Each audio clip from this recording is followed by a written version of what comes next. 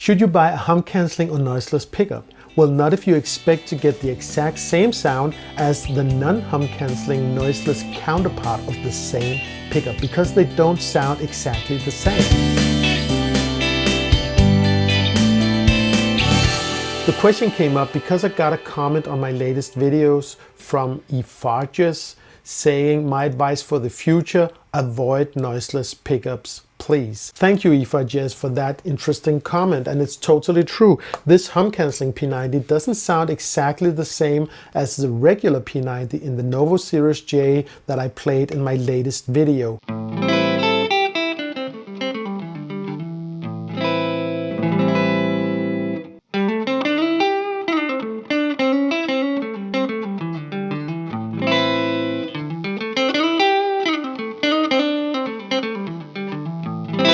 There's a link in the description. Also, Ezra Elliott wrote in the comments, the Novo just sounds more alive, and I think that is true.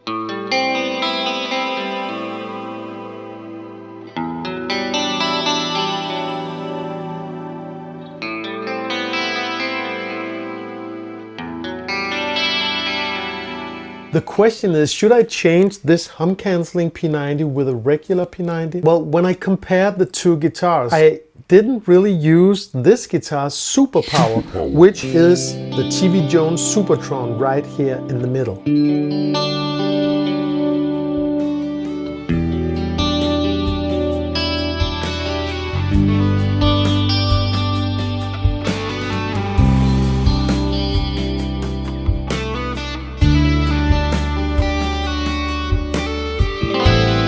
Now for a few days I've been fiddling around with my hum-canceling P90 to see what tones I could get out of it. And I can get some pretty amazing tones, especially in combination with this TV Jones Supertron and this bridge pickup, which has a long name, a split steel pole tele, also from Fralin. And of course, without the hum, the 60 cycle hum. But what really matters isn't so much if they sound the same, but rather if the guitar tones you can get out of it is inspiring you to make music. And when I played this guitar, I came up with this riff.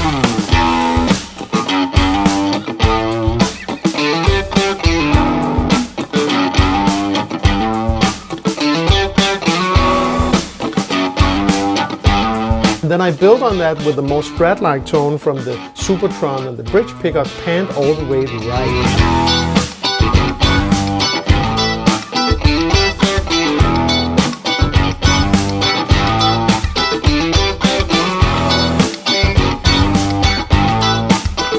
And this tone is also great for a more rhythmic pattern, panned all the way left.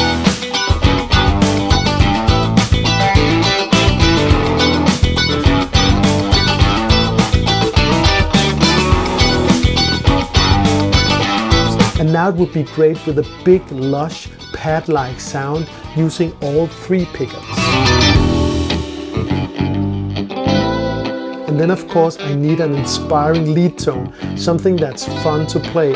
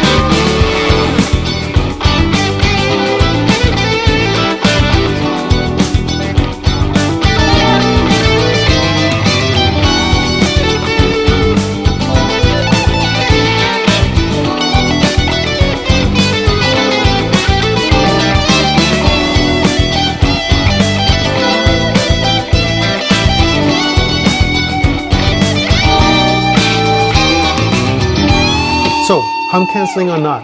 Well, that really depends on what you're going for, because what is the end goal? The end goal is to make music. So whatever guitar or guitar part that gives you tones that inspire you to play, that inspire you to write music, or motivates you to practice, that is the guitar or the guitar gear for you. That's why I think we should have a more meaningful way of comparing guitar gear. So I want to propose a new, totally subjective measurement, the inspiration factor. The question is, how inspiring is the piece of gear to me, and what music does it make me play? And here's how it should work.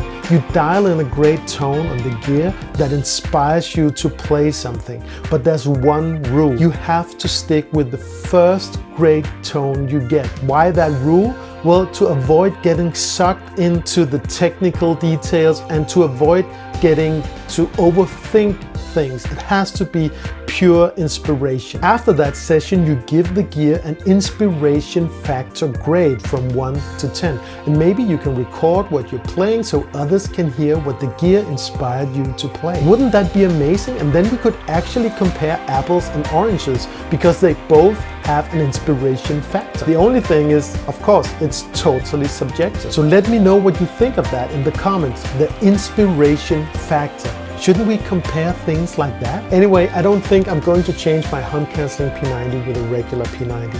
I'm pretty happy with the setup as it is. Good things are coming up. I have an exciting guitar build planned for this spring. And if you want to see how I build this guitar, you can check out the playlist right here.